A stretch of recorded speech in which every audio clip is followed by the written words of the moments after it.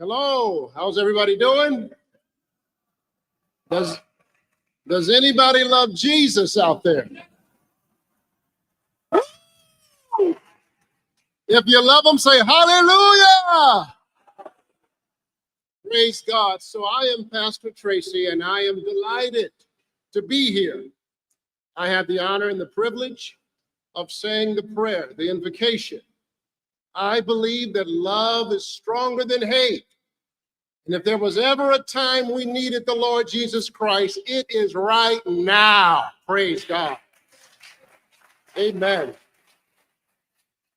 So if you could just do me a favor and just bow your heads, and then we'll pray together as we go to the throne of grace.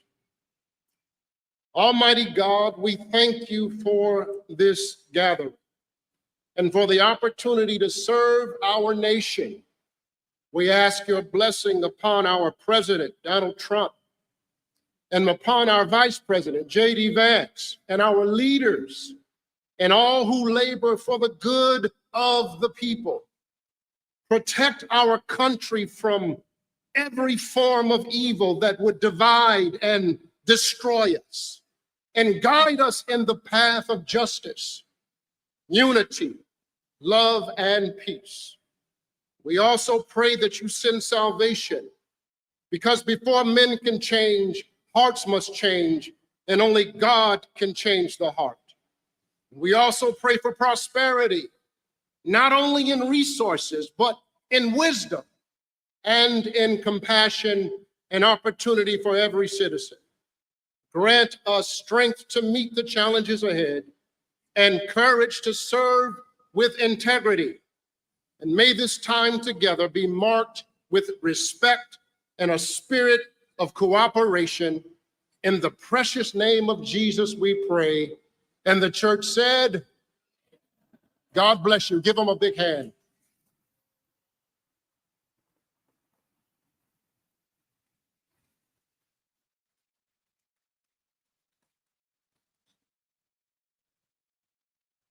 Ladies and gentlemen, please welcome to the stage Michigan Republican Party Chairman Jim Runstead.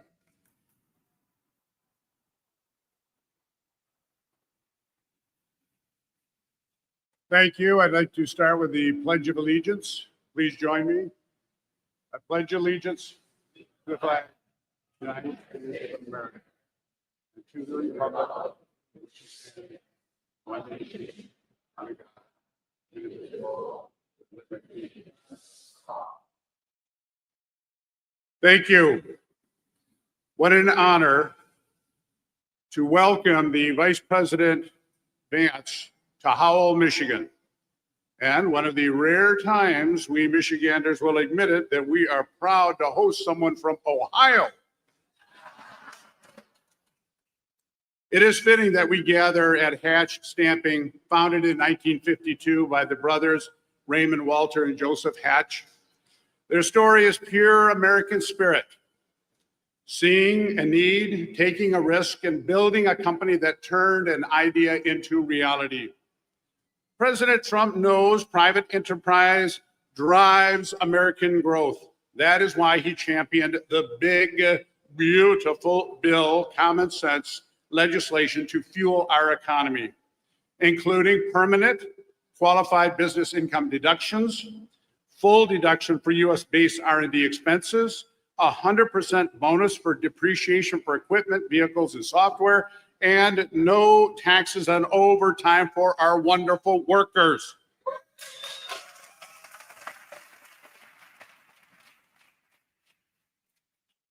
These policies spur investment, expansion, and innovation.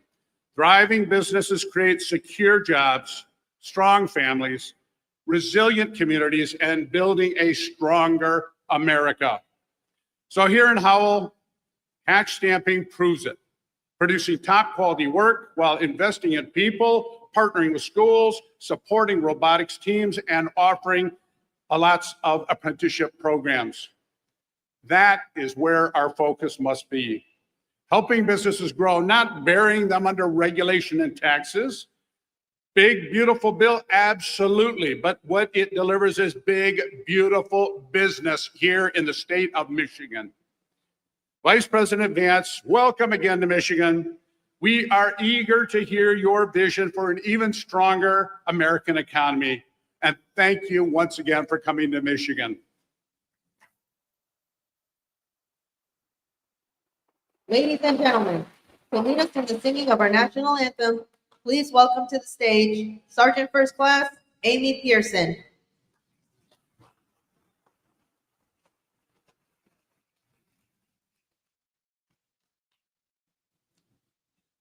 Oh, say, can you see by the dawn's early light what so proudly we hailed at the twilight's last gleaming, whose broad stripes and bright stars through the perilous fight o'er the ramparts we watched were so gallantly streaming, and the rockets of the sky gave proof through the night that our flag was still there. Oh, say does that star-spangled banner wave o'er the land and the home of the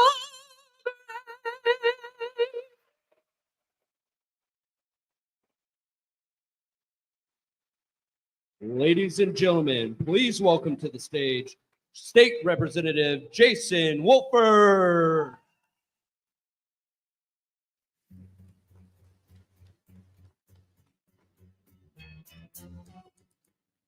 Working 9 to 5, I wish. It's more than that. How awesome is it that we get to call Donald Trump and JD Vance our president and vice president? Let's go.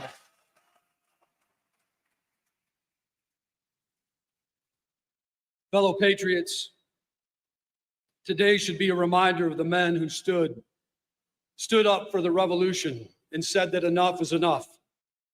They were ordinary farmers, tradesmen, and fathers, but they had the courage to believe in something greater than themselves. They believed in life, liberty, and the pursuit of happiness. They believed in passing down freedom to their children, even if it cost them everything. And it did. From the Revolutionary War to Pearl Harbor to the heartbreak of September 11th, we've always found strength and unity when we've been tested. And in just those moments, it has brought Americans together. It's brought us together in unity. And so will this tragic and untimely death of Charlie Kirk. Mind you, a man, like we tell children that are 5 years old to use their words. This is a man who used his words, and because he was effective, they killed him. However, in times of loss, we're reminded that these times unite us as a people, and we'll be stronger than we were before. He was a Charlie Kirk was a peacemaker, not a peacekeeper. And that is what is needed today in the times that we live. The word of God says in Matthew, "The blessed are the peacemakers, for they shall be called sons of God." Peacemaking is a messy business. It brings accountability. Today, I look around and I see that that spirit is needed once again, not because we face muskets or cannons, but because the values that made this nation strong are truly under attack. Our families are under attack, our men are under attack, and our women and children are under attack, and most importantly, our faith is under attack. Our very culture is being pushed aside. And I want you to know that there is a new revolution that we're called to fight. And it's not fought with weapons, it's fought with truth, with courage, and faith and conviction. In my work as chair of oversight in the state of Michigan, I have seen things that have made me shake my head. Billions of dollars in waste, fraud, and abuse. And I can only imagine what our forefathers would have thought if they could see what we were up against and what we were going through. But I'm thankful that we have a president of the United States of America that's a constitutional president who understands of returning power back to the state, to we the people. This is why I'm humbled to be in leadership in the House and working to make a tangible contribution and a difference. But I want to make it very obvious and clear that being a state representative, a congressman, a vice president, or a president is more than just spreadsheets and budgets. However, I'm happy to tell you the Michigan House Republicans cut the budget by $5 billion. That's a good place for a round of applause.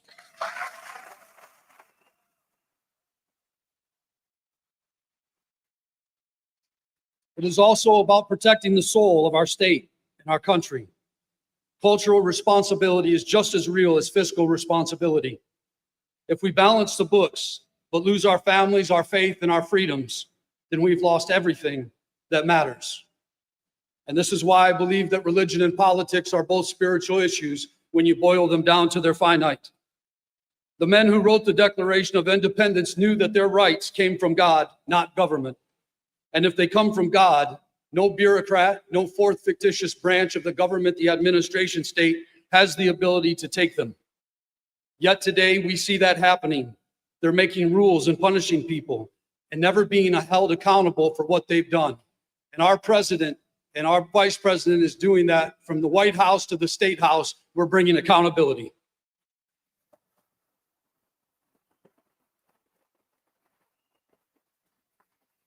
So in closing, yes, we are in a fight, not for power, not for titles, but for principle. From the White House to the State House, we're fighting for you, for the families, people who are trying to pay their bills, raise their children, and for the communities trying to hold on to their values that are near and dear to their heart, and for the veterans who gave everything so that we could be free here today. Remember that liberty was won by ordinary men and women who stood up when it mattered the most. And now it's my turn, it's your turn to stand up and fight. We must stand with the same courage, the same faith, and the same commitment to freedom, and to give freedom back and support those who dare challenge the status quo. I want to say again, thank you to the President of the United States, Donald Trump, and JD Vance, and Congressman Barrett, and all those like us that are serving to make freedom something that's real. Thank you. God bless you. God bless America. And I'm honored and privileged to be your state representative.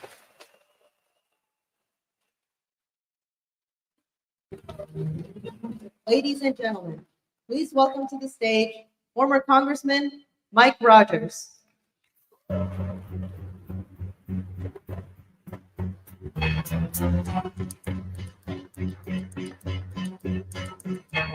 All right, you fired up? Before I get going, do me a favor. We have a new Army recruit, leaves next week for boot camp. Would she stand up for me? Where is she? Back here somewhere. Where she is? There she is. Just stand up right there. Thank you. All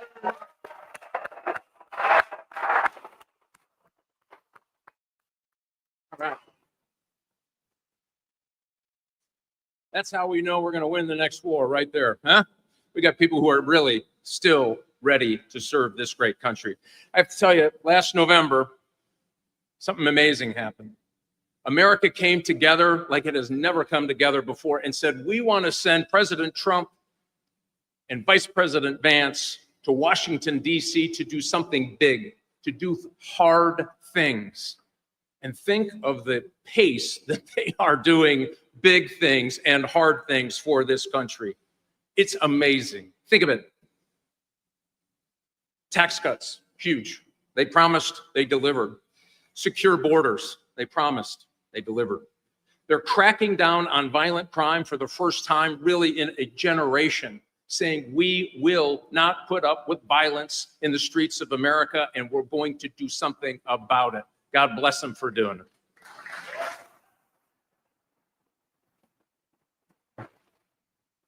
I'm going to take just a minute to reflect on last week.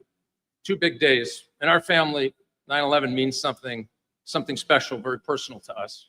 It inspired my wife to join and serve. She served in Iraq. My brother served in both Iraq and Afghanistan. We lost friends. We watched a nation in horror understand that there is so much hate for us in that group of people that they would take the time, energy, and intellect to kill 2,000 of our fellow citizens. Reminds us that people still want to take away what we have. That's why that recruit is so important for the future of the United States and everybody that served their country and still believes that this is the greatest nation on the face of the earth. I want to reflect just a minute on the other tragedy. A horrifying public assassination of Charlie Kirk. I will tell you this. They didn't kill him because he was a fascist. They called him a fascist so they could justify killing him. And I think America woke up. Yeah, you bet. We are, Charlie. Well done.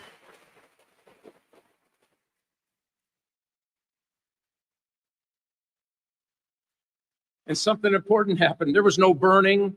There was no looting.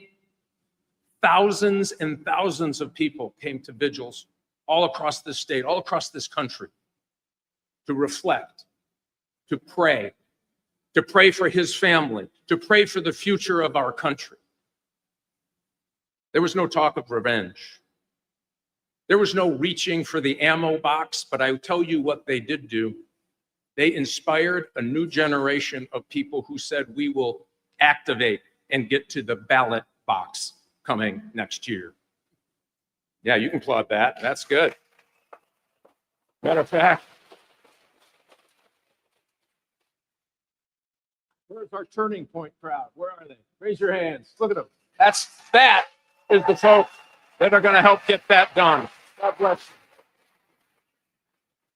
They will pick up this mantle and have the same courage to talk about their faith and the future and boundaries for a better country. Pretty fired up about that. And you just get to see, that's Michigan State. I know there are chapters all over this great state. And this revival that we're hearing and talking about, why President Trump and Vice President Vance wanted to be here in this manufacturing facility, it's this revival of Michigan manufacturing. It is coming. And it's personal to me. I'm the youngest of 5 boys. My father was a shop teacher. And by the way, if you called it industrial arts in my family, you might get a backhand.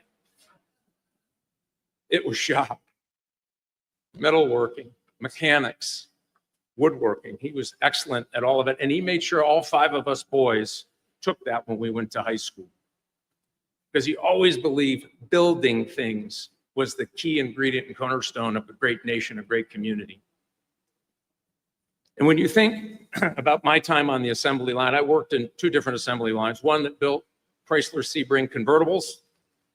Those were great cars, and if you got one that wasn't, I didn't build that one. And I worked in a plant that made the materials that went into dashboards in cars. They were phenomenal jobs. And when I was young growing up, you could see factories everywhere. Remember the Wixom plant where they now send RVs? Right? We lost so much for so long because people weren't paying attention. And China was glad to catch all of it. This president and this vice president have had the courage to stand up and say, no longer, not on our watch, it's coming home.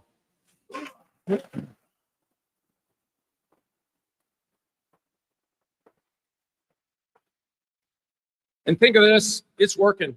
They've laid out a plan, think of it. Less taxation, less regulation, and fair trade does bring back jobs. We're seeing it. General Motors announced $4 billion investment in Michigan. New investment. Yeah, you bet. That's jobs.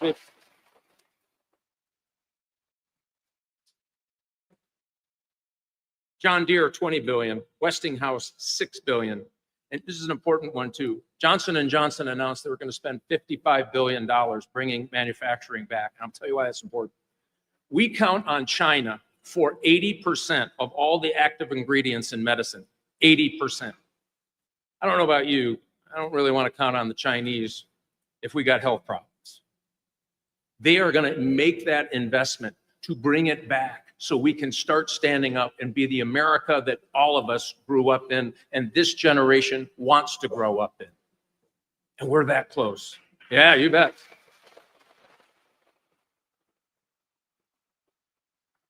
And I'll tell you what else works. This is great. And by the way, I was talking to the crew back here. They had to stop operations today to put this on. Thank you all very, very much.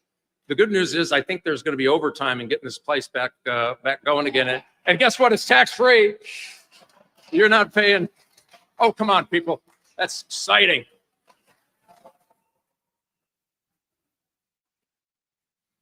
And think what's going to happen this year. A median income in state of Michigan with 2 kids is going to get a tax break of $4,400. If they work overtime, it goes up to nearly $5,000 cash in their pocket. That's what happened when you elected Donald Trump and Vice President Vance. We have somebody kind of related to the campaign, bartender, right? He is on his way to get that $12,500 back because of no tax on tips. Think of that. It's $1,000 a month, and he's working hard. He's also working overtime, by the way. He said that's another $1,700 in his pocket. 14 grand shoved in his pocket for a better way of life for him, his girlfriend, and whatever comes next for him. And it makes him want to work more, which is the whole idea. So that bill that you hear people demonizing and tearing, it's terrible and wow, it's awful. You think of those families that are at $4,400 or $5,000 or $12,000 in their pocket because President Trump and Vice President Vance had the courage and commitment to usher through the largest tax decrease in the history of the country. Yeah.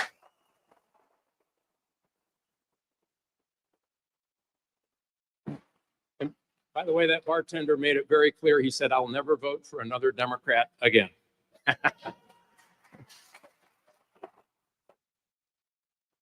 Why is it important, that change that keeps going? And they're here to talk. I know the Vice President's here to talk about the good things that are happening. We just so much more work to do. You know, Michigan has sent 2 Democrat senators back to Washington, D.C. for the last 32 years. Think of that. Yeah, you bet. In that time, listen, we've lost 30,000 manufacturing jobs. Our education went from the top 10. We're now number 44 in the country. We have the 4 most violent cities in America in Michigan. Think of that. It just doesn't have to be. Imagine having someone back that could walk into the Oval Office and say, Mr. President, this is what we need for Michigan. Wow, we just haven't had that. You're not going to have that. Nah, thank you. This is not a political event, but thank you. The Dems in both Washington and Lansing have failed us. You know, they opposed that bill. That would mean about, on average, $6,000 increase across the board. So you go from having $5 grand in your pocket to now owing, well, it's about $4,500 per Michigan family. You can think of a $9,000 swing in your budget. They have walked right past people who work for a living. They have walked right past our schools and saying they're for education, why our kids can't read and can't do math at unbelievable numbers. I know we can do better. The president knows we can do better. The vice president knows he can do better. And I know you know we can do better in the state of Michigan.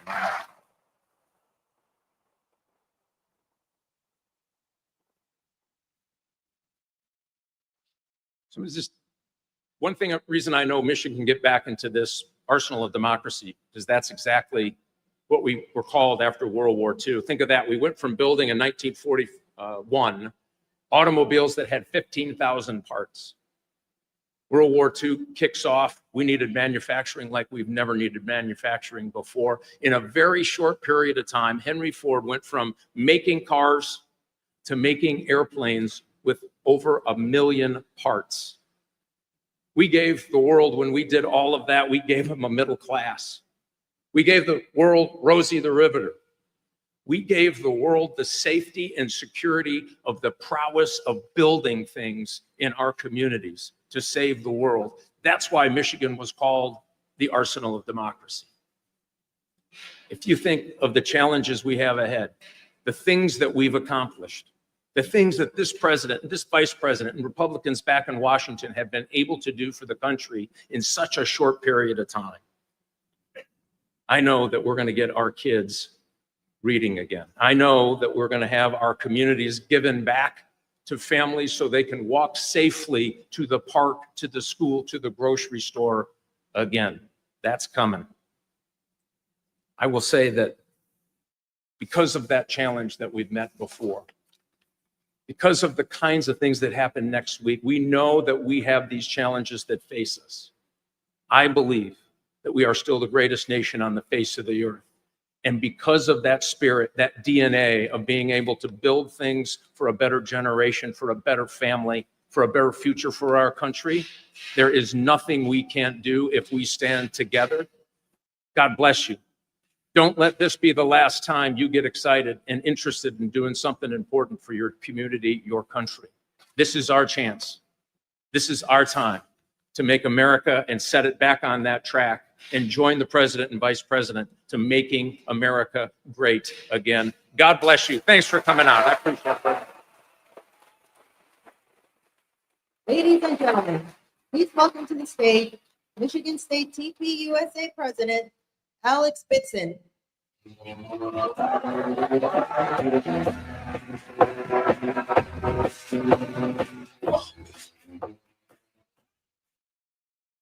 Good afternoon, everyone. As all of you know, last week, Charlie Kirk was assassinated at an event in Utah. In the wake of that, I want to speak briefly about his legacy and about the future of the conservative movement. Charlie was a devout Christian, a husband to his wife, Erica, and a father to 2 children. With that as his foundation, he became a source of political inspiration to many, me included. Just a few short months ago, I had the honor of hosting him on Michigan State's campus. I shook his hand, tossed out these hats, and watched as over 2,500 of my fellow students enjoyed the ultimate example of American political excellence: free, open, spirited public debate. Tragically, that larger-than-life figure representing the best of our nation has been torn from us at 31 years old. He's no longer going to host campus events. He's not going to write books. He's not going to speak at conferences inspiring the next generation. He's not going to kiss his wife or hug his young children.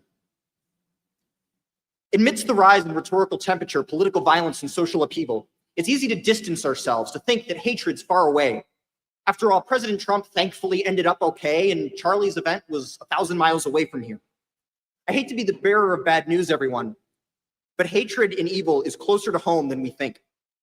Since Charlie's assassination, I've watched as countless people have justified, minimized, and even celebrated his death. As an MSU student, I've seen it in our internal social media networks. Teachers around the country have done the same, including at least one at the University of Michigan. Elected representatives have refused moments of silence and prayer for his family, instead choosing to laugh and jeer. One particularly disgusting post online even said the following: "Can Erica Kirk be next? Then the 2 children can be placed with foster parents who will have them properly educated and grow up hating their parents." It's hard to even say those words out loud. Even those politically mature enough to say, "I oppose political violence, but," are so filled with hatred that they can't resist the opportunity to attack Charlie now that he's no longer alive to defend himself. Evil is scarily close to home. Charlie wasn't an extremist. He was respectful, and he never called for violence. He was simply a man who passionately advocated for public discourse, personal freedoms, and limited government. His respectful ethos and mass appeal make his death even more concerning. It's become clear that a significant portion of our country doesn't just hate Charlie. They hate the good, the true, and the beautiful. They hate you for simply daring to disagree with them. In the wake of Charlie's death, many have called for unity in opposition to political violence. I agree. Violence is always unacceptable, and we must coalesce around a shared vision for our country. But responsibility for that unity does not fall on conservatives to be conciliatory, giving in to the left for the sake of getting along. We must not be cowed into submission, scared of the consequences of speaking up or lying to ourselves, that softening our beliefs is unifying. Responsibility for the collapse of our social fabric falls on those who've spent years calling everyone they disagree with racist, Nazi, bigot, Hitler, and fascist. They got us here, and they must get us out. As conservatives, we have an obligation to spread Charlie's legacy. We must pick up the microphone where he left it, bloodied in Utah, and work to save our country. No one's been a better example of this than Vice President Vance, and we sincerely thank him for his efforts. I want to challenge each and every person in the audience today, within the next week, do something to save your country. Join a Turning Point or College Republicans chapter. Donate to political causes, volunteer, post online, have conversations with your neighbors, wear your conservative merch in public, ask your pastor to speak out. Boldly and peacefully stand with your convictions. I don't pretend it's going to be easy, guys. It's not. You almost certainly will be criticized and mocked. I have.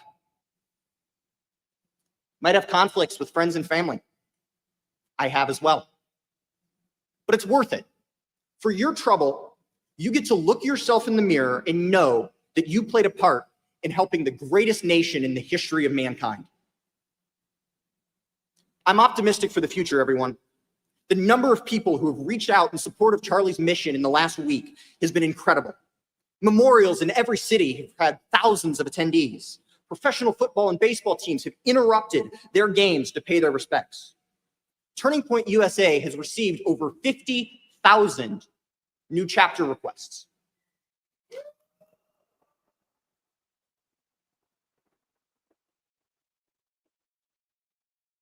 To put that in perspective, guys, that's over 1.5 chapter requests for every single high school and every single college in the country.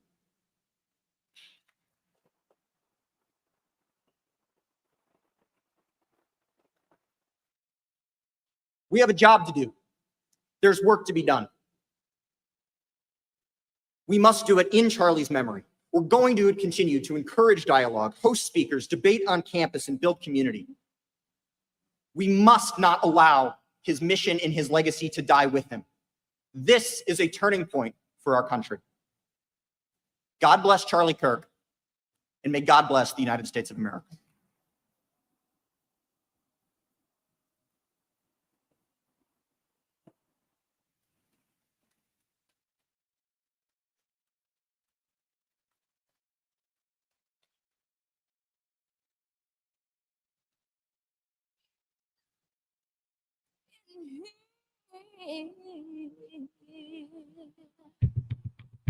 And the bass keeps running, running, and running, running, and running, running, and running, running, and running, and running, running, and running, running.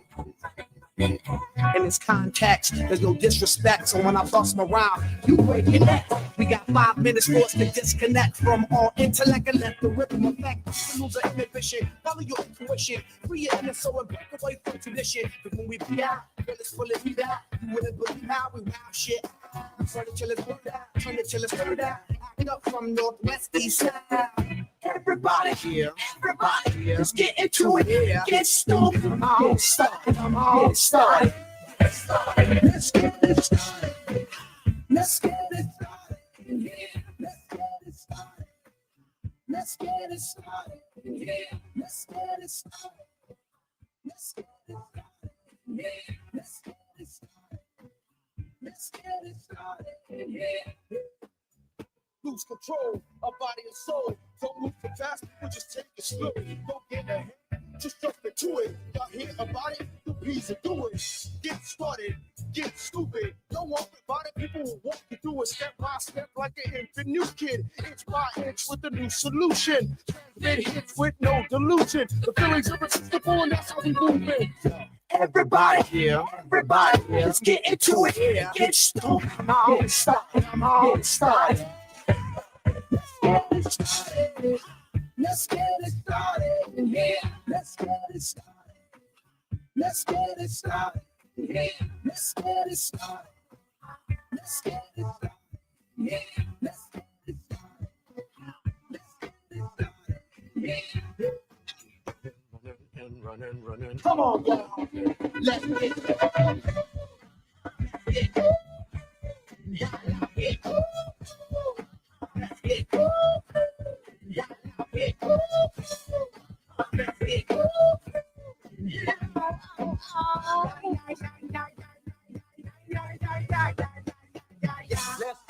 That's the deal. At the gate, will be the bugged out thrill. Lose your mind, this is the time. Your case stand still, just bang your spine. Just bob your head like me, Apple D. Up inside your club or in your Bentley. Get messy, loud and sick. Fast number on another head trip. Come them now, do not correct it. Let's get ignorant, let's get hectic. Everybody, let's get into it. Get stoked, get started, get started, get started. Let's get it started. Let's get it started in here. Let's get it started. Let's get it started in here. Let's get it started. Let's get it started in here. Let's get it started. Let's get it started.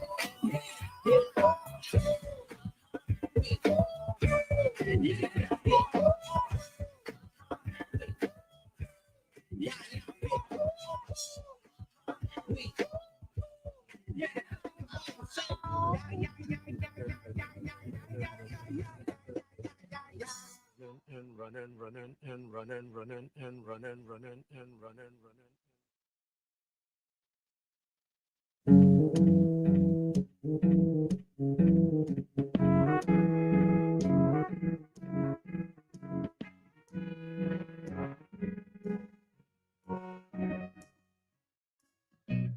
Where it began,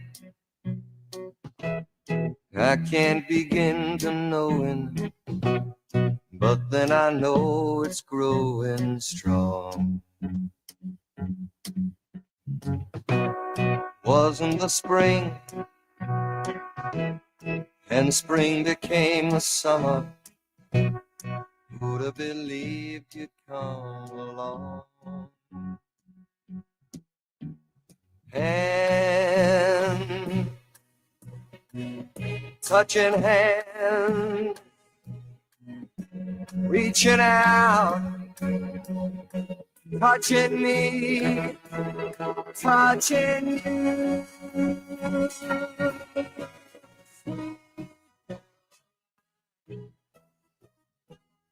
Good times never seem so good. Happy fly to believe now. Look at the night,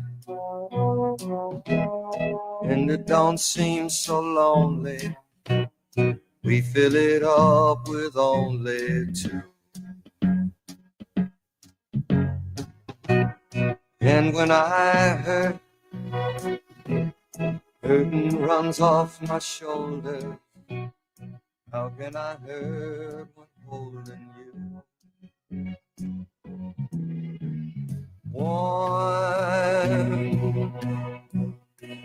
touching warm, reaching out, touching me, touching you.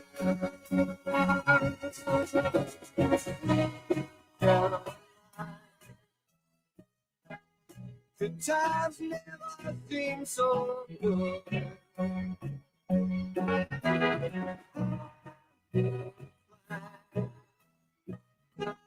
To believe there never was. No, no.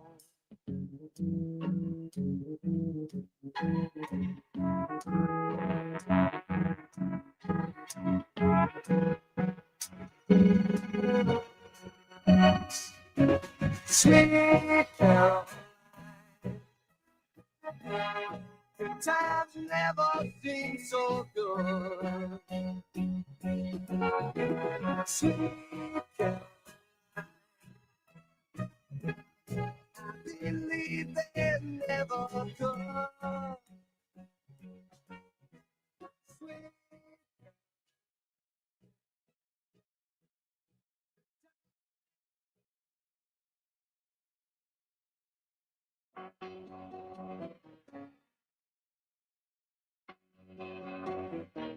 just take those off the shelf. Listen to myself. Today's music ain't same song.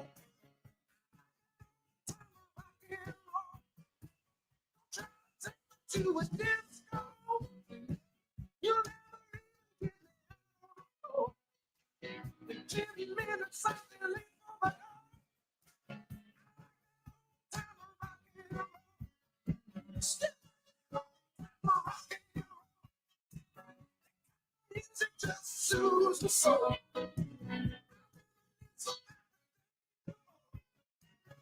That old time of rock and roll.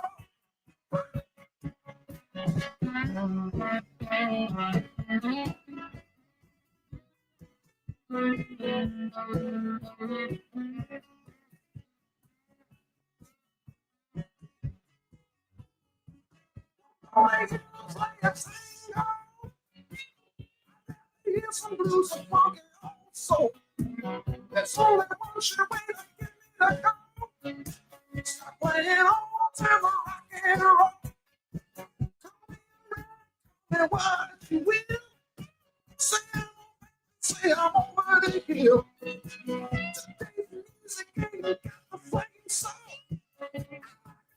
Time of rock and roll. Rock and roll. Music just soothes the soul. With that old time of rock and roll.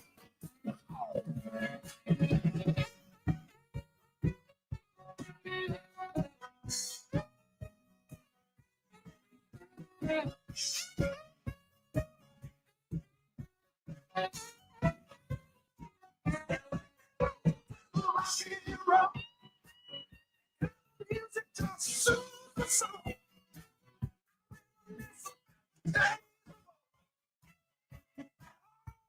Rock and roll. Rock and roll. Music just soothes the soul.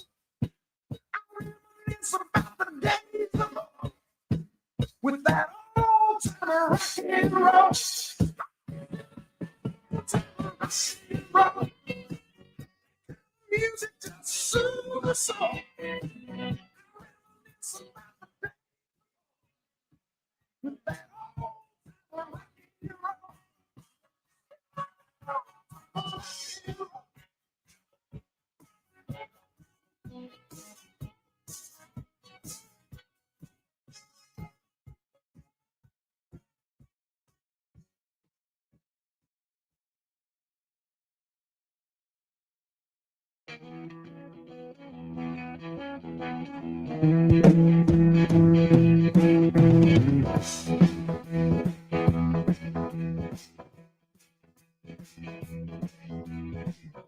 We've been together way back when.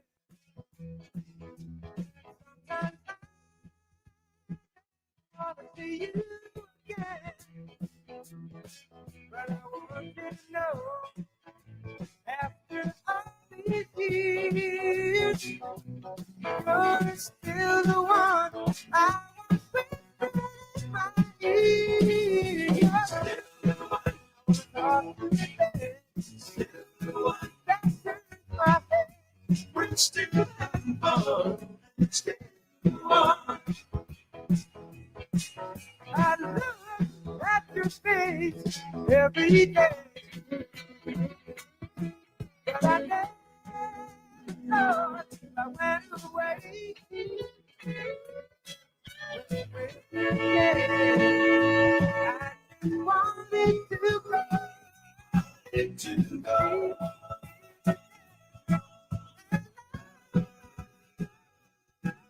You're still the one that makes me laugh. Still the one that's my better half. We're still having fun.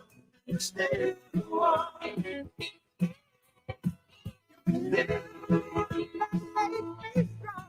Still the one I wanna take you along. We're still having fun. You're still the one. You are.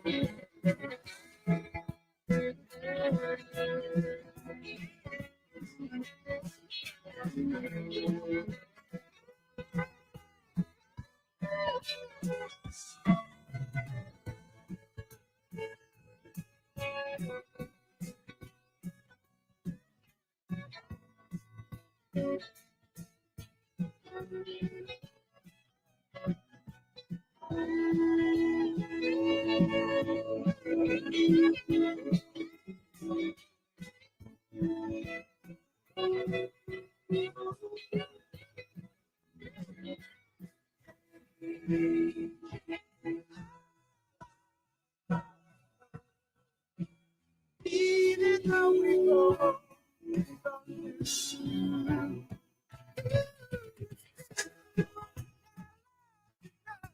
still, and I can't get enough. We're still,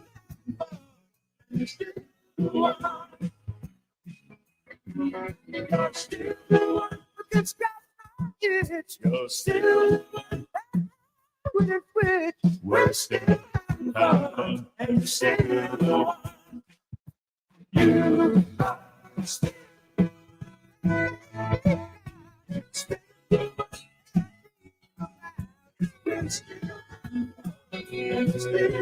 are still.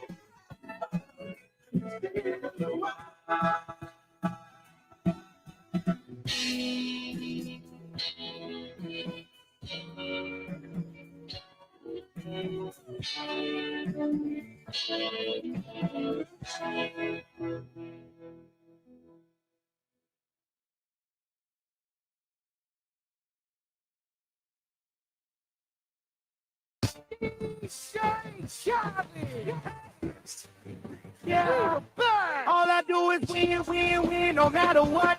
Got money on my mind, I can never get enough. And every time I step up in the building, everybody hands go up. And they stay there. And they stay there. Cause all I do is win, win, win, win.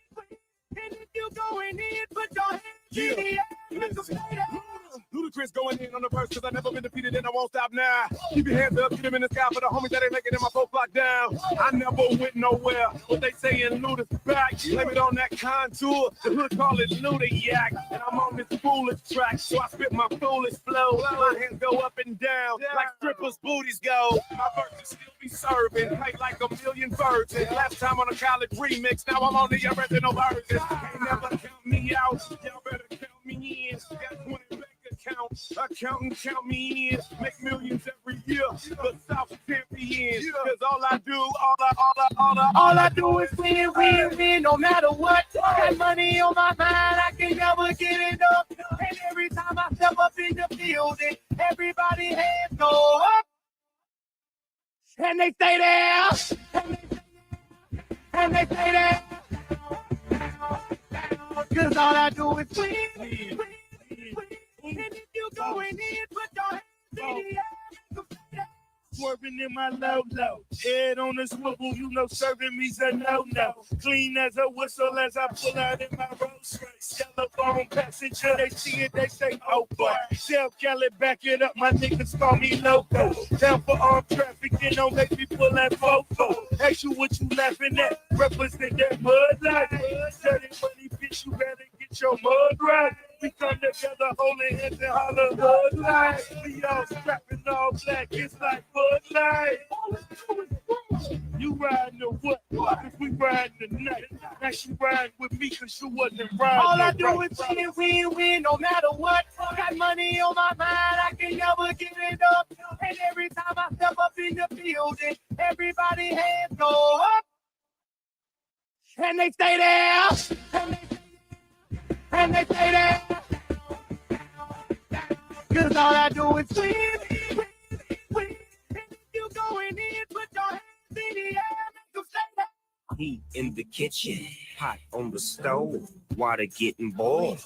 Dope being slow, Snoopy in the hookie, system overload. I've been running this rap game since I was 20 years old. I hung with the worst of them, bust to my personal, floss them up, toss them up, harder way, close them up. Pardon me, I'm both enough, break you up, bless you, bro, don't mess with us. We like the youth in the 80s. Back to back, set a track, hit the lick, hit it back, hit the trick, jump the track. Bitch, I want my money back. Time and time again, while I'm sipping on this gin. Al David said it best, just win, baby, win. All I do is win, win, win, no matter what. Got money on my mind, I can never get it up. And every time I step up in the building, everybody hands go up. And they stay there, and they stay there, and they stay there. Down, down, cause all I do is win, win, win. And if you going in, put your hands in the air, you stay there.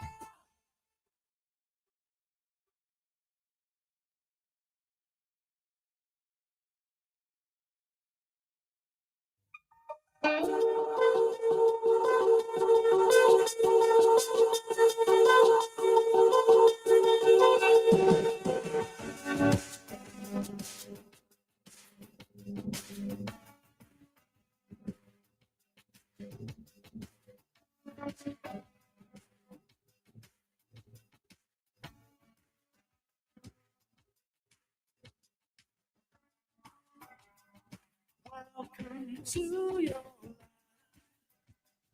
There's no turning back. Even while we sleep, we will find you acting on your best behavior.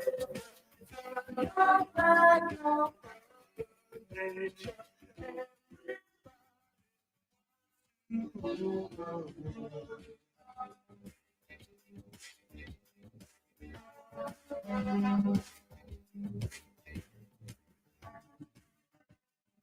It's my own desire.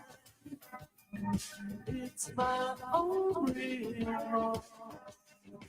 Help me to decide.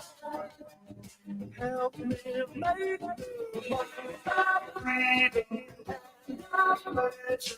Nothing ever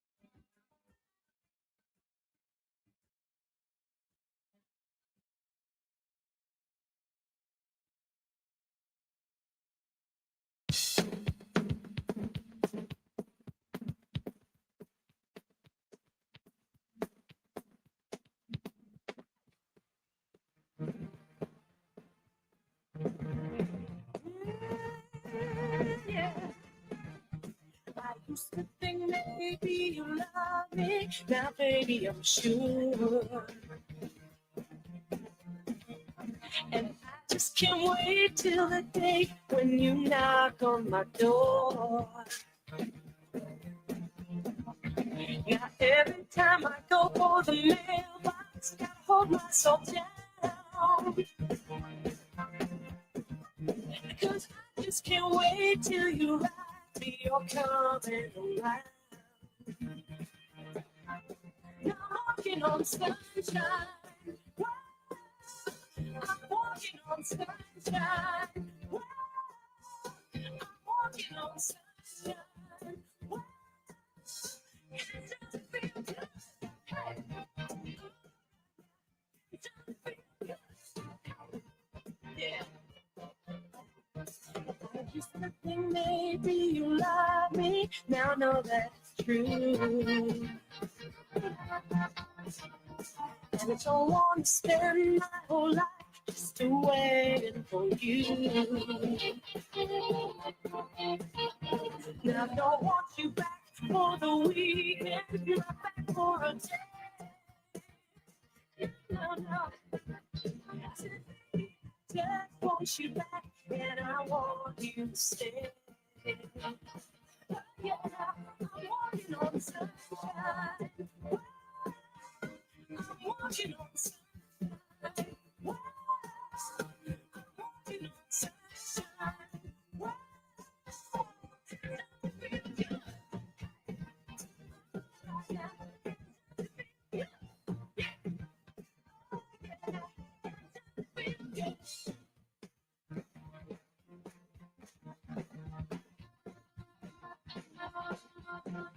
Walking on sunshine. Walking on sunshine. I feel alive, I feel alive, I feel alive, I feel alive, I feel alive, on sunshine. On sunshine, baby. I'm walking on sunshine. I'm walking on sunshine. I'm walking on sunshine. Oh, it does feel good. It does feel good. I feel good. It does feel good.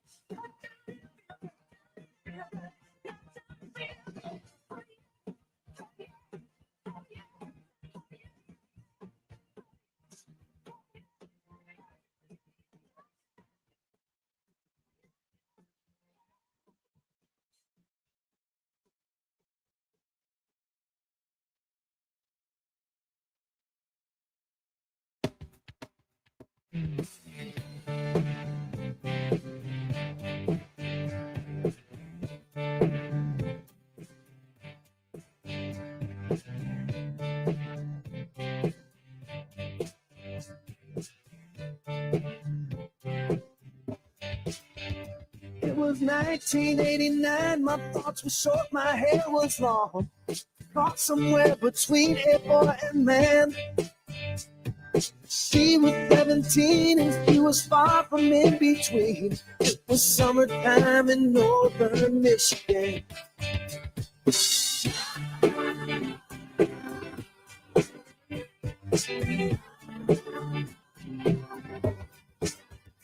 Splashing through the sandbar, talking about a campfire. It's the simple things in life, like when and where.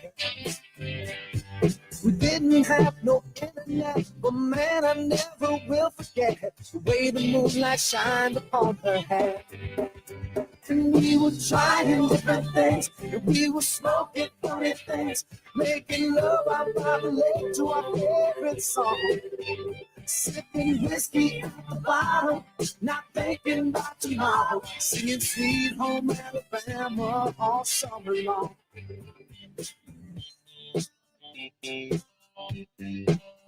Singing Sweet Home Alabama all summer long. Catching walleye from the dock, watching the waves roll off the rocks. She'll forever hold a spot inside my soul. We blister in the sun, we couldn't wait for night to come to hit that sand and play some rock and roll. While we were trying different things, and we were smoking funny things, making love out by the lake to our favorite song. Sipping whiskey out the bottle, not thinking about tomorrow. Singing Sweet Home Alabama all summer long.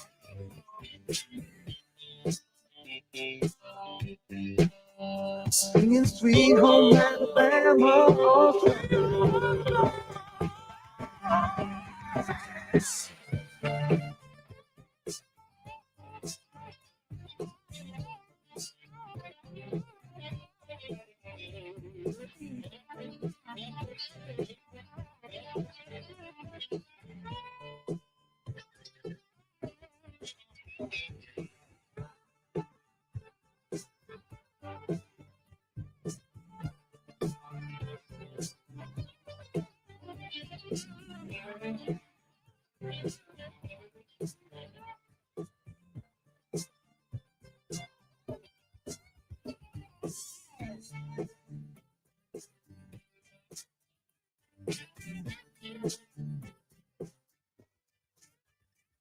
Now nothing seems as strange as when the leaves begin to change.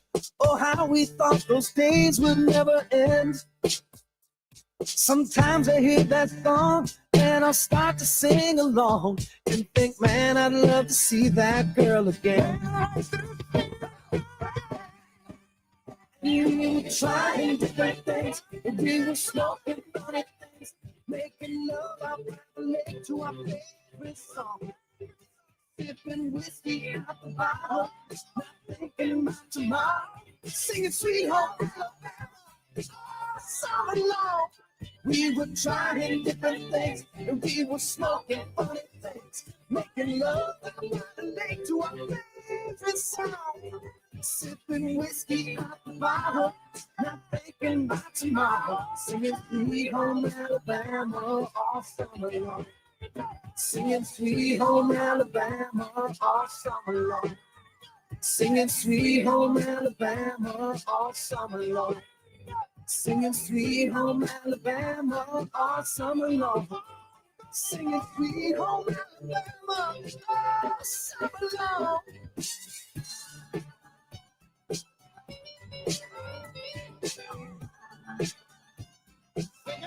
Sweet Home Alabama.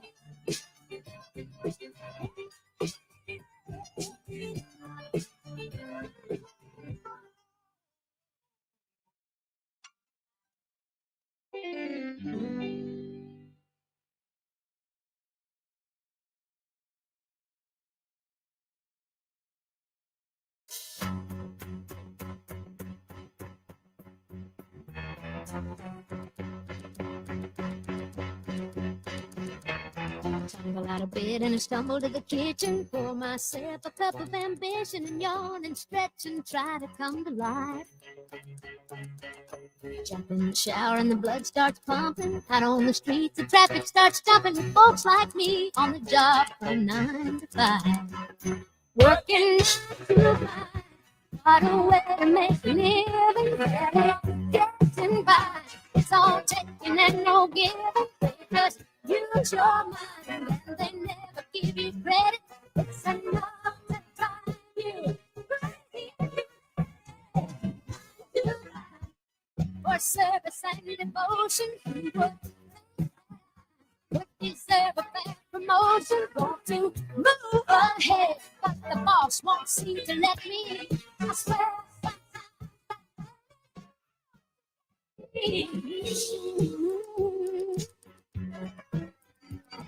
They let you dream just to watch them shatter. You're just a step on the boss man's ladder, but you got dreams he'll never take away. Same boat with a lot of your friends, waiting for the day your ship will come in and the tide's gonna turn and it's all gonna roll your way. Working now, run away, make a living, steady, getting by. It's all taking and no giving, just use your mind and you never get ready. It's enough to try crazy if you they got you where they want you. There's no better. You think about it, don't you? It's no risk and scared. No matter what they call it, you spend your life. I don't think you make it. Don't take it and no give. Use your mind and they never give you credit.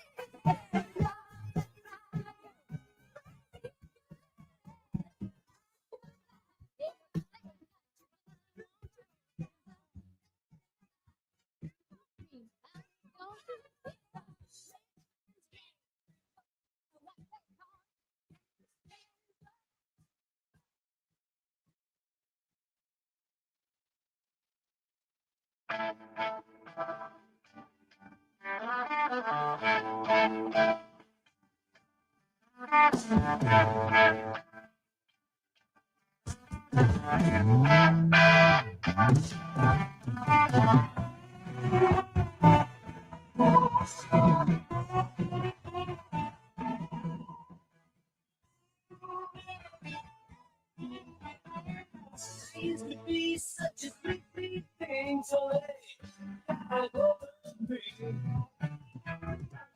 Open door for this old lady, never find a seat.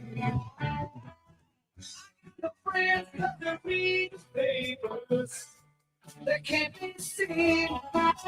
With me, and the real shot down, and I'm feeling me. Oh, Mr. Nice Guy.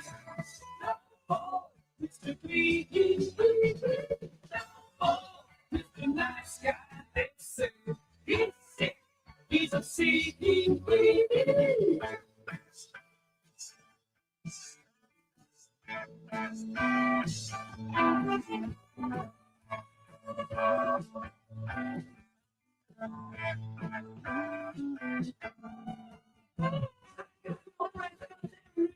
Papers, they can't be seen.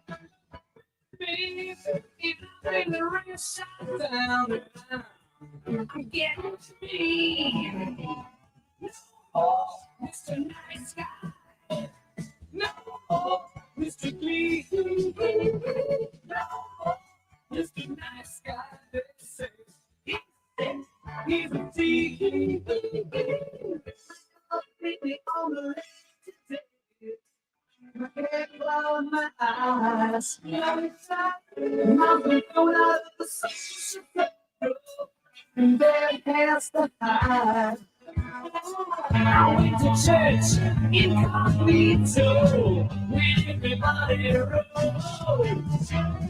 Every fifty, they recognized me. He said, no, Mr. Nice Guy. No, Mr. Clean. No, Mr. Nice Guy. He said, yep, you'll see. No, Mr. Nice Guy. Mr. Clean. No, Mr. Nice Guy. He said, yes, you'll see.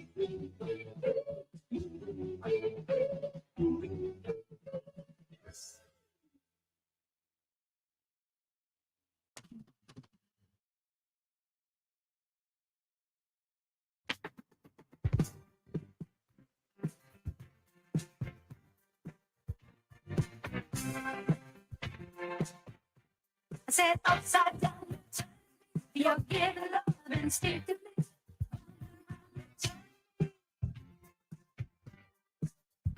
upside down. Boy, you turn me inside out and round, upside down. Boy, you turn me inside out and round. Instinctively, you give to me the love that I need. I cherish the moments with you. Respectfully, I say to thee, I'm aware that you're cheating when no one makes me feel like you do. Upside down, boy, you turn me inside out and round, upside down. Boy, you turn me inside and round. No charm and appeal, you always play the beat. I'm crazy to think you're all mine. As long as the sun continues to shine, there's a place in my heart for you, that's the bottom line. Upside down, boy, you turn me inside and round, upside down. Boy, you turn me inside out and round. Instinctively, you give to me the love that I need. I cherish the moments with you. Respectfully, I say to thee, I'm aware that you're cheating, but no one makes me feel like you do. Upside down, boy, you turn me inside and round, upside down. Boy, you turn me inside and round, upside down. Boy, you turn me inside and round, upside down. Boy, you turn me inside and round, upside down. You turn me, you're giving love instinctively, round and round. You turn me, I say to thee respectfully, upside down. You turn me, you're giving love instinctively, around and around. You turn me, I say to thee respectfully, I said upside down. You're giving love instinctively, around and around. I say to thee respectfully, upside down. You turn me, you're giving love instinctively. I say to thee upside down.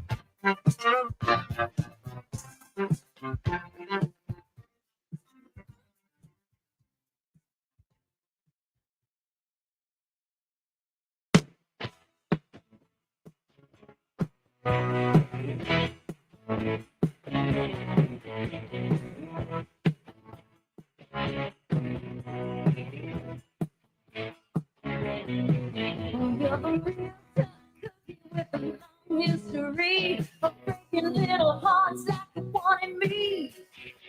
That's okay. Let's see how you do it. Pull up your dukes. Let's get through it. Now with your best shot. Why don't you hit me with your best shot? Hit me with your best shot. Fire away. Come on, rhythm, come on. You don't fight fair. That's okay. Steer by care. Not me, that's all in vain. I get right back on my feet again. Hit me with your best shot. Why don't you hit me with your best shot? Hit me with your best shot. Fire away.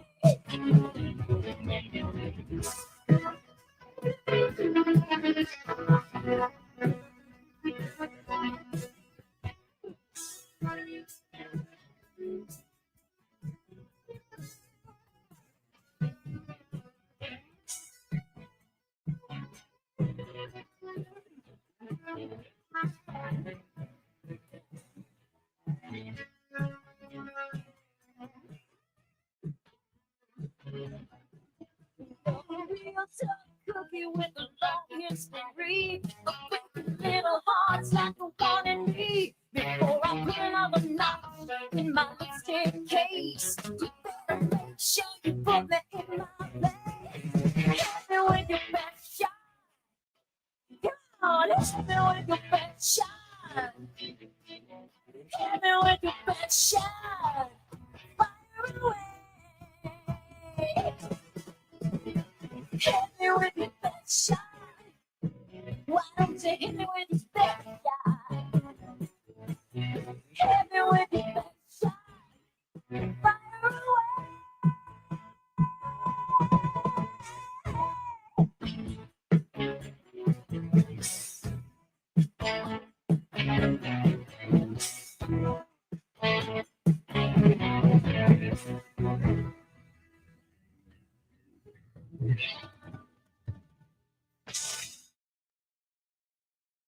Ladies and gentlemen, please welcome to the stage Congressman Tom Barrett.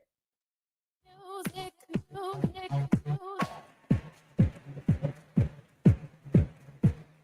Listen to the music.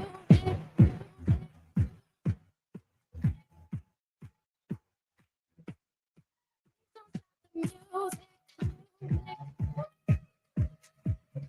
Hey. Thank you. How is everybody? Are you excited to hear from the Vice President today?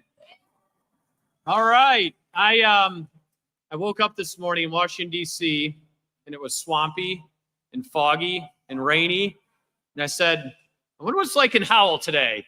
We should go check it out. And here we are. And I'm so proud and thankful to represent you and to be your voice in our nation's capital in Washington, D.C. You know, I take it really seriously that I'm there to be your voice and the voice of your families and the people of mid-Michigan that send me to Washington, D.C., and not to be Washington's voice back here at home. So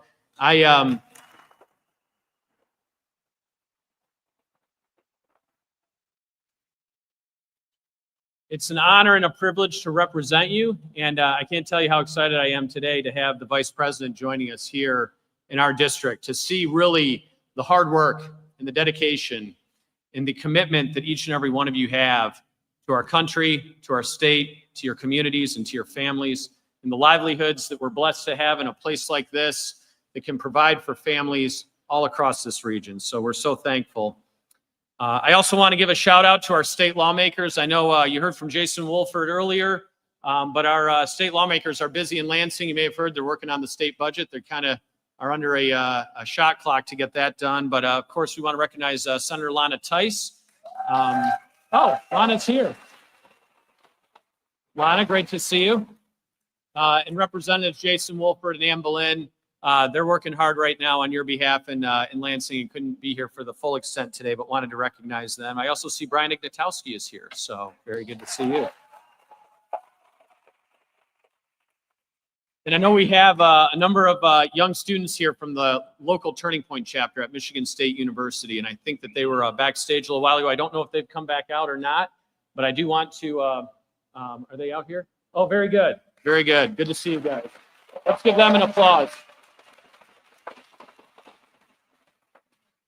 course, we can't go forward today without acknowledging just the horrific, tragic, and gruesome loss of life of Charlie Kirk. Today is Constitution Day, and it's really, I think, something that we ought to take a step back and acknowledge is somebody like Charlie Kirk, who stood for the constitutional values that we all take for granted and died in the pursuit of really illustrating, highlighting, and amplifying those constitutional values. Paramount among them is the right to free speech. And that's something that we all continue to grapple with and struggle with. And I think a takeaway from that, I hope, is that we are at a turning point now as a country. And we have a choice to make which way we're going to turn.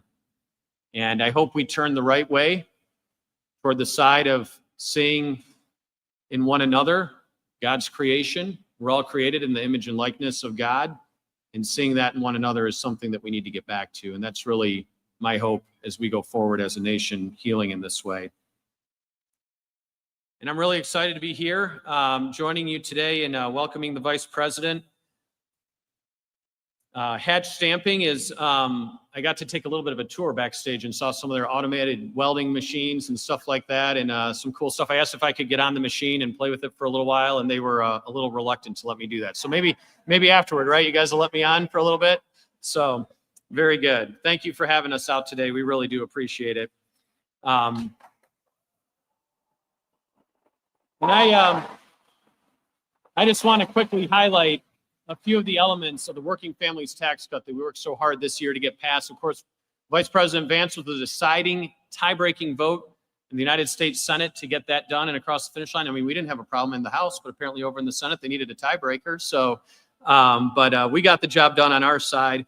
But really, we were fundamentally focused on what we could do to help working families get ahead after the loss of wages and the cost of living crisis that so many of us were facing under the Biden administration with crushing inflation and supply chain challenges and everything costing more and more. We wanted to deliver for the working families of America, and I'm proud to say we were able to do that.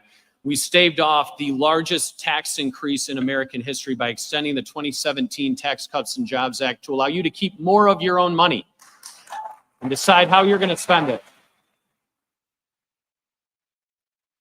We also permanently increased the child tax credit so that raising a family will be more affordable in America today. We eliminated, of course, taxes on tips and overtime, so the hardest working people will have the most to gain from this.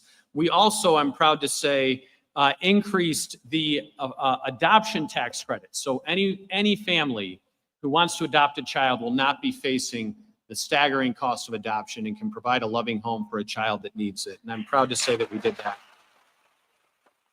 We also slashed taxes on Social Security, so now more than 85% of senior citizens on Social Security will pay no taxes on their Social Security whatsoever. All of this will increase take-home pay for families by an average of $10,000 per year. That's real money in today's America and something that I'm proud that we were able to do. In other words, we finally put working families, not the elites, in the driver's seat for our policies in the United States. But we didn't stop there. The historic tax relief is already energizing our economy and creating jobs across Michigan and across our country. The permanent tax cuts are empowering small businesses to keep more of their own investment, to hire more workers, give more raises, or invest in more equipment that they need. We're also providing a huge boost to Michigan's auto manufacturers, taking away taxes on automobile interest for cars that are made in America, like the ones made right here in my district, with parts that are made right here in this factory.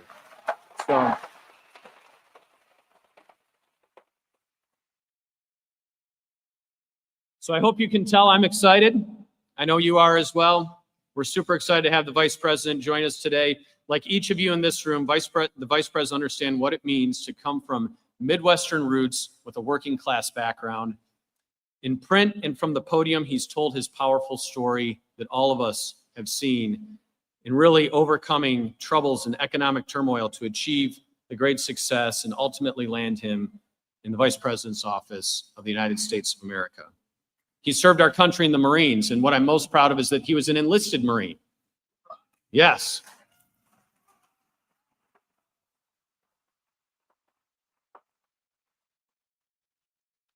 I'm the only warrant officer in Congress.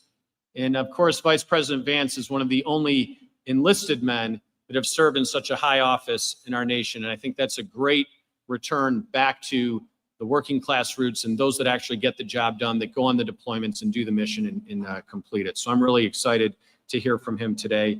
But before we welcome the Vice President to the stage, I have the privilege of introducing another member of President Trump's cabinet, our Secretary of Labor, Lori Chavez-DeRemer. She's a tremendous advocate for the working men and women all across America. And I asked her on the flight over today, she said that she has been to Michigan more than any other state since she was sworn in as Secretary of Labor. That proves, yes.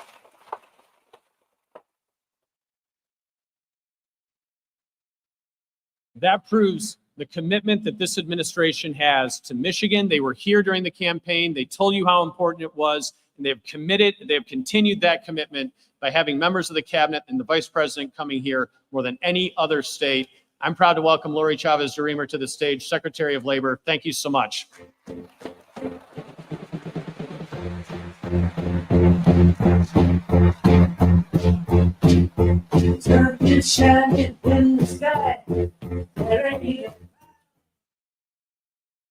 Thank you, Tom, for that kind introduction. You're doing great at representing your district here in Michigan, and I'm honored to be with you and the Vice President today at Hatch Stamping. That's right. Give it a hand.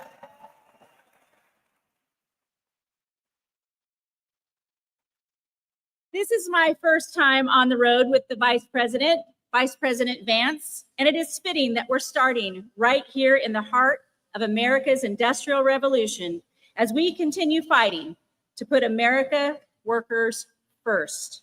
With close ties to businesses and unions, I was thought by some to be an unconventional pick to serve as the Labor Secretary in a Republican administration. But President Trump and Vice President Vance ignited a historic coalition, and they wanted someone who could bring everyone to the table and listen to the voices of the forgotten working class. No one understands this better than the Vice President, and I am grateful that he and the President trusted me to serve as your 30th Secretary of Labor. I'm proud to deliver this message. The golden age of America is here.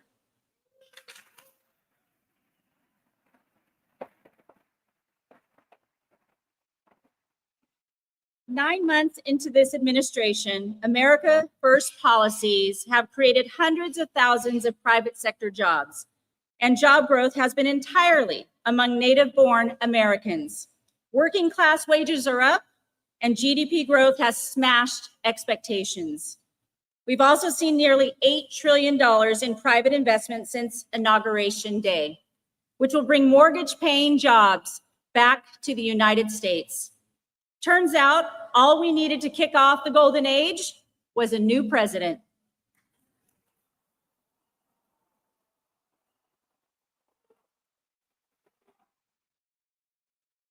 We have a master negotiator in the Oval Office who is putting American interests first again.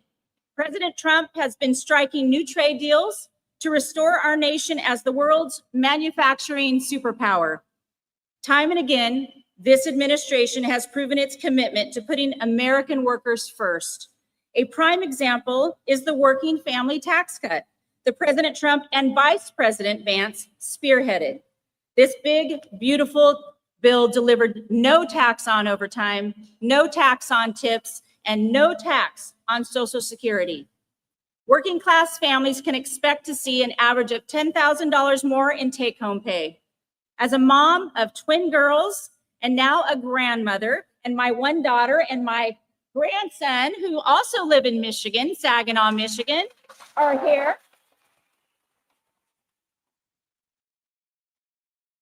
I know just how life-changing it can be for a family of four when paychecks go further. I've told my former colleagues in Congress that the working family tax cut was probably the most important piece of legislation that they'll get to vote on, and one of the most pro-worker bills in modern history. At the Labor Department, we're very excited about the provisions to expand Pell Grants for technical education, which will help attract future tradesmen and women to the job market. You all know that America won't be forged in the halls of these woke universities. It will be built by the hands of our skilled workers. This is the belief that Charlie Kirk and I shared. When talking about the next generation of American workers, I think about Charlie, who was always fighting for what he believed in and standing up for future generations. It's been 1 week since we lost him, and my prayers are with his wife, Erica, his beautiful children, and all of his loved ones. Charlie Kirk was an advocate for alternative pathways to workforce, recently having said, "We need more electricians and less sociology majors." He understood that living a life of meaning and contributing to your community was far more important than a piece of paper. We will honor Charlie's legacy by keeping up the fight for the next generation.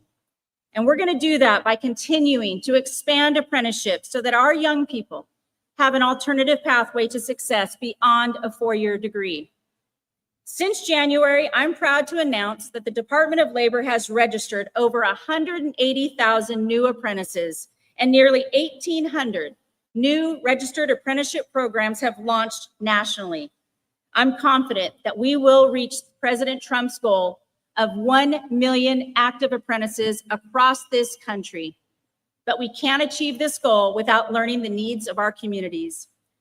You know, when I started this job, I told my team that I wanted to be on the ground hearing from you all directly. That's why I launched my 50-state tour, America at Work, to learn how the actions in Washington impact your daily lives. My door is always open, and it's an honor to serve you and defend your shot at the American dream. I'd now like to introduce someone who embodies that dream. Vice President JD Vance has never forgotten his Rust Belt roots and has fought tirelessly to support the heartland. He serves the American people with deep understanding of what hardworking men and women in this country are up against and what they are capable of.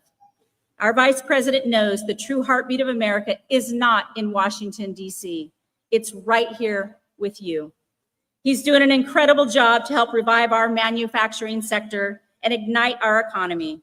And it's an honor to work with him to put you, the American worker, first.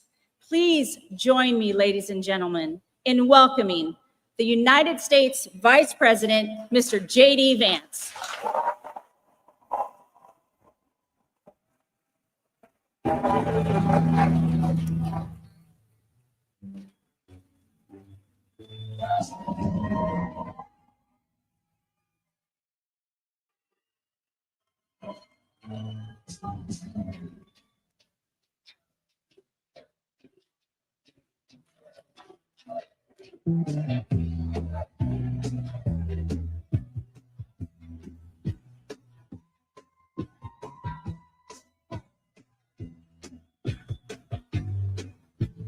Thank you guys. Please.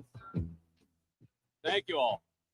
Well, it's great to be here in the great state of Michigan. I always loved coming to Michigan on the campaign trail, and I'd always said, you know, the most dangerous place maybe this Ohio State grad visited was Michigan on the campaign trail, but you all were always kind and friendly and good to me. We love you too. Thank you, sir. It's good to see you again, man. I'm not going to do that here. Somebody yelled out OH. I'm not doing that here. Don't insult your hosts is the basic thing that I learned in politics. Let me just say a few things, a few words of gratitude. First of all, you guys are lucky to have a great congressman who fights for working people in the state of Michigan. Tom Barrett, where are you, Tom? Thank you so much for what you do.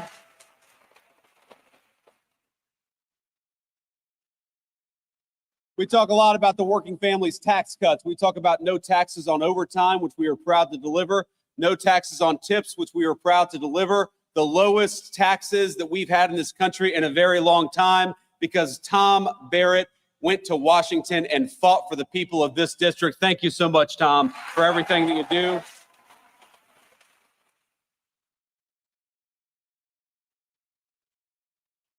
I want to thank, of course, the leadership of this great American manufacturer. Hatch was founded in 1952 by two brothers. Where are we at here? Where's the leadership of Hatch at? Thank you, guys. Stand up. Come on. Let's give them a round of applause.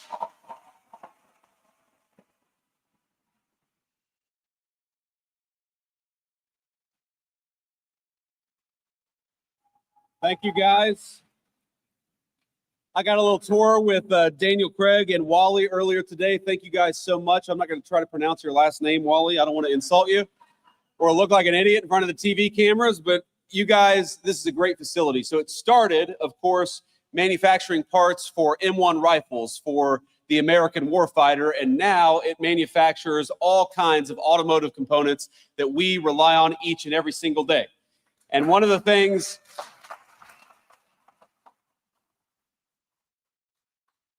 And one of the things they told me is that business got maybe a little tough, a little uncertain when they had a president of the United States who was obsessed with telling everybody to drive an electric vehicle because too many of those electric vehicle components were not made in America. But now that we are leaning in to great American-made automobiles, Hatch is doing better, the American auto worker is doing better, and President Trump and I are proud to fight for you each and every single day.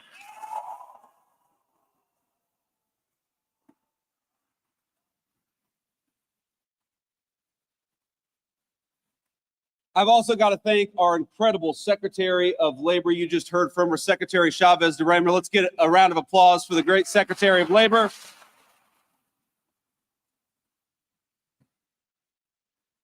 Now, she is a very, very interesting person. She has got a great career. She had a great career in Congress, but I have never met anybody on either the Republican Party or the Democrat Party who is more obsessed with fighting for American workers every single day. She wants our workers to have the best training. She wants our workers to have the best benefits. She wants our workers to have the highest wages. And thanks to her work, we're getting closer every single day to being the most pro-worker administration in the history of the United States of America. So thank you, Madam Secretary.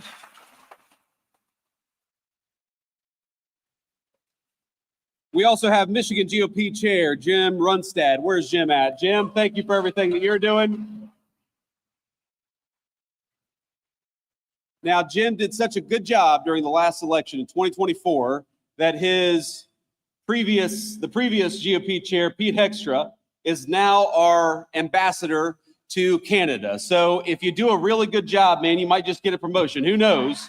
But he's doing a great job here in Michigan, and we're going to fight with him for the next couple of years to make sure that we're electing candidates who actually serve the interests of Michiganders and serve the interests of the American worker. And that's what we're here for, and we'll never forget it. So I want to say just one thing about my friend Charlie Kirk. I want to talk about Charlie Kirk for a little bit. And the last group I want to have be recognized here is we have got a lot of kids, and I hate to call you kids, but when you're 41 years old, you guys are kids.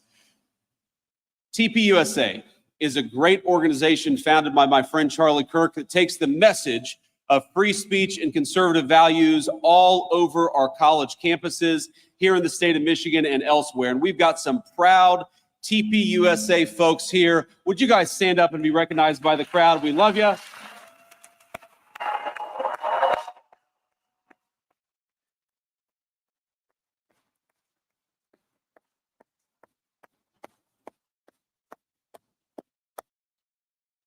We love these kids, and we love the organization that was founded by Charlie Kirk. And I know I speak for all of the kids behind me, all of the great TPUSA members, and also the alums, that over the past 10 years, Turning Point USA has not just been an organization, it has been the fountain of a movement all across the United States of America. If you look at just the youth vote in 2024 and how much young voters shifted from Democrat to Republican from 2020 to 2024, Charlie Kirk created a movement. And that movement made Donald J. Trump the president of the United States, and it made me the vice president of the United States. I would not be here without Charlie.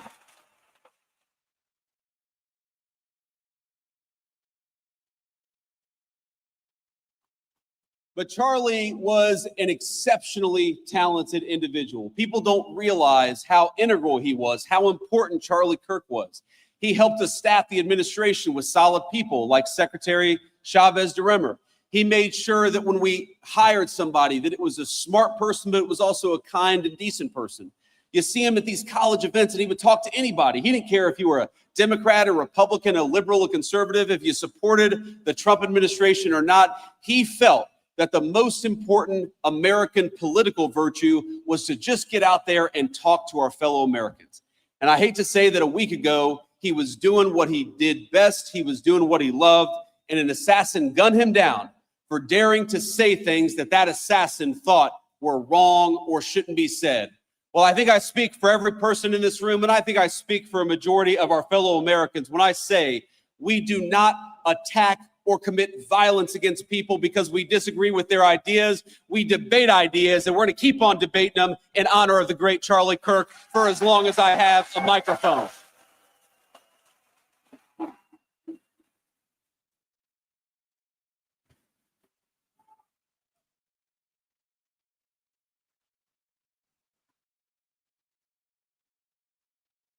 But the last thing I want to say about Charlie, my friends, is he was more than a political organizer, more than a person who literally helped make me the vice president of the United States. And I'll never forget it, Charlie, that I would not be here were it not for you. He was a good guy.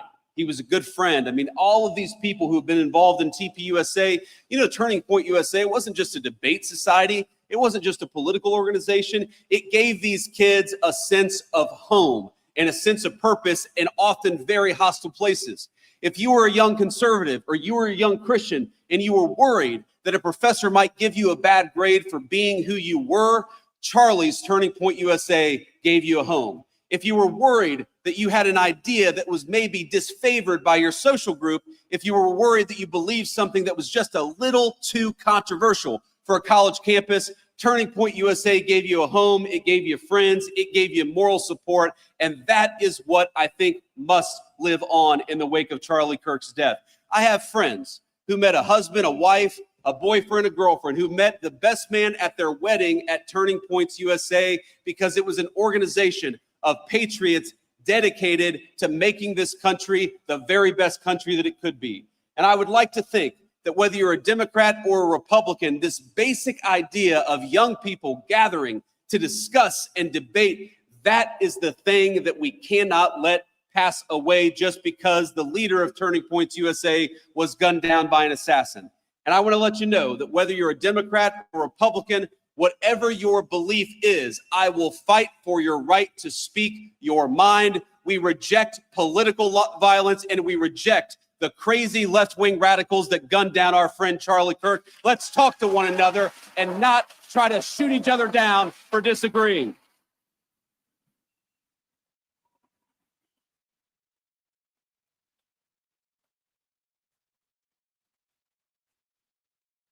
You know, one of the things that Charlie worked on very, very hard was the very bill that we're going to talk about today.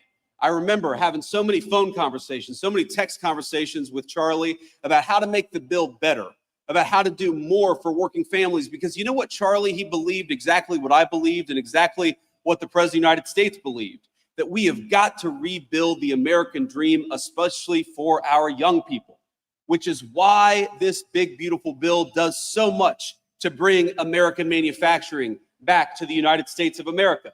These working families tax cuts, they don't just cut your taxes, though they certainly do. They reward companies for building and investing in the United States of America. Because isn't it nice to have an administration that is fighting for the businesses and the workers that are building right here at home rather than shipping our jobs off to Asia or Mexico?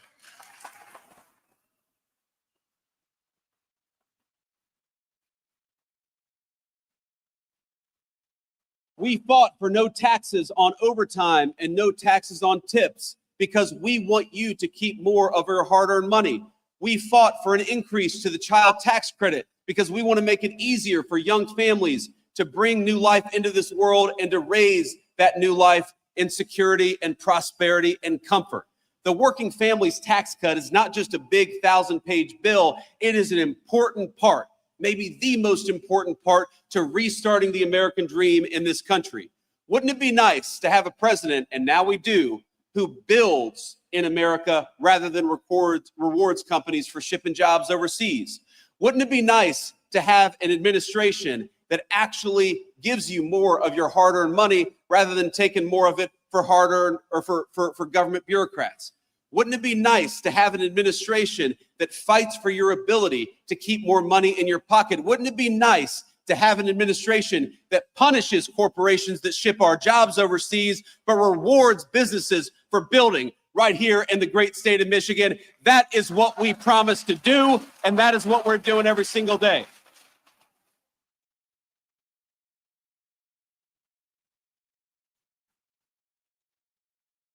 Now, I don't know if you saw the headlines this morning, if you turned on the TV this morning, but the president right now is participating in a great state visit to the United Kingdom, our closest ally, of course, going back to the very beginning of our country when we didn't always agree very early on. But pretty much since then, they've been very close friends of the United States, about 200 years, our most important ally in the world.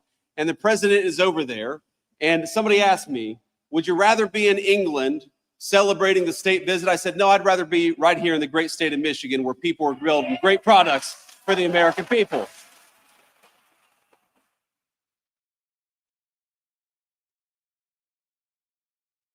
So with all due respect to our great president and all due respect to the King of England, I am so proud to be right here where I am today with all of you talking about all of the ways in which we can continue to build an America that works for normal Americans again. And that means a lot of things. Part of making this country work for you all is making sure you're safe in your communities and safe in your streets. And one of the proudest things the President of the United States has done in Washington, D.C. and in Memphis as of a couple of days ago is to send the National Guard to take back American streets. We deserve to be safe in our communities again, and that's what the President is making happen.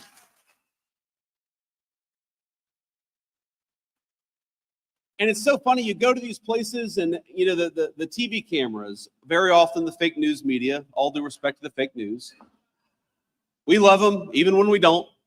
They show up in these places and they put a microphone or a camera in front of somebody who they assume is a Democratic voter. And they say, what do you think about Donald Trump deploying these people to your city? And every single person says, it's a great idea. I just want to be safe. And we're glad the president is making that happen. So my one message to Governor Gretchen Witmer here in the state of Michigan is, oh, come on. My one message to Gretchen Whitmer is, look, the city of Detroit, we know, has got some serious crime problems, and we know that it's the people in Detroit who suffer the most when crime is allowed to run rampant all over city streets. Gretchen, we are happy to send the National Guard to Detroit, Michigan. All you got to do is ask.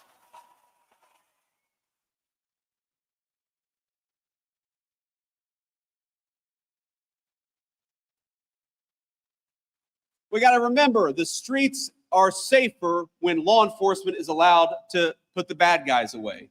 And just as we want to protect your job and we want to make sure you have a good wage when you work hard, we also want to make sure when you go home, you can enjoy your neighborhood and enjoy your community and safety. You know what else we want to do? We want to make sure that our young people stop dying of this terrible poison, this fentanyl and other drugs that are being brought in by these cartels.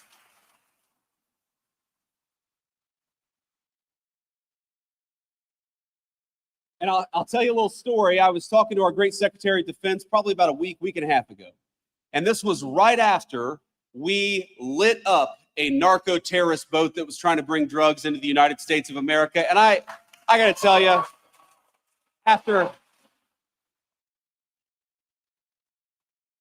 I am a child of the war on terrorism era. I served just as Tom did in our military. I deployed to Iraq as a United States Marine, a young enlisted United States Marine. I am proud to have a president who is sending our military to light up the cartels that threaten our people in our own backyard. That's where the military belongs, if they belong anywhere.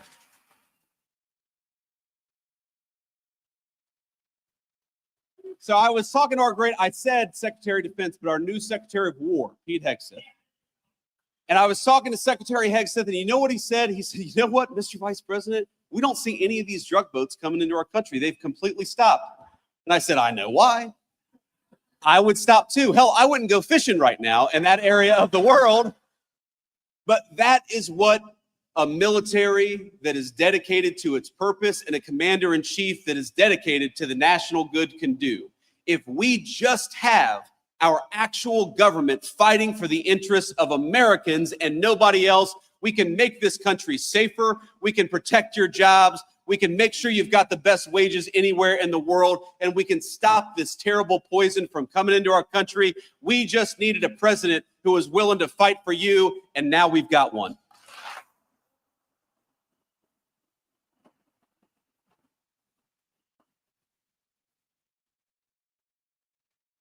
So let me leave you with this final thought here. Look, I grew up in a community. You heard Secretary Chavez de Remmer mention this, that I grew up in a community where the American dream seemed to be disappearing, where the jobs were getting shipped overseas, where the factories were closing down.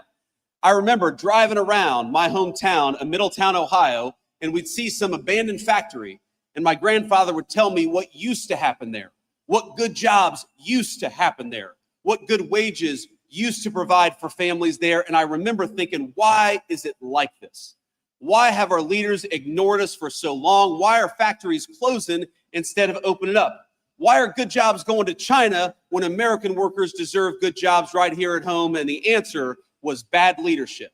Just as our leadership chose crime, they also chose to ship your jobs overseas. Just as they chose to send our young men and women to foreign wars all over the world, they refused to stop the cartels that were operating right here in our backyard. And I believe our sacred promise and our sacred duty is to make this country even better for the next generation than it was for the generation that came before. That is why we're doing the things that we're doing. But I want to tell you, I'm never going to forget where I came from. I am never going to forget that I was a little boy who was worried about why the jobs were disappearing. I'm never going to stop fighting for the auto workers to have good jobs right here at home. I'm never going to stop.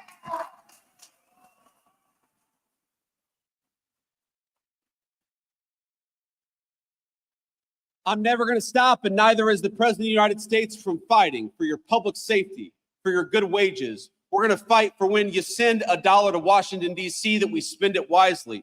We're going to fight for you to have low taxes. If you're working hard, we're going to fight for you to keep as much of your hard-earned money as possible, because I believe that the American dream belongs to American citizens, not to illegal aliens, not to drug cartels, and it doesn't belong to foreign workers. It belongs to workers right here in the state of Michigan.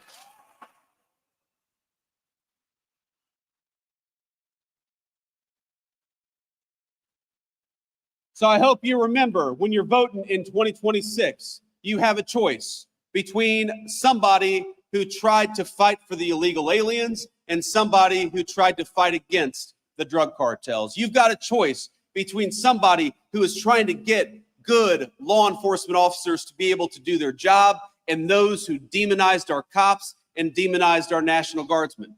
You've got a choice between politicians who shipped your jobs overseas and politicians who fought to keep good American jobs right here at home. Ladies and gentlemen, in November of 2026, we are going to have to make a choice. Let's make it for America, for our workers, and for our families. God bless you all, and thank you for having me.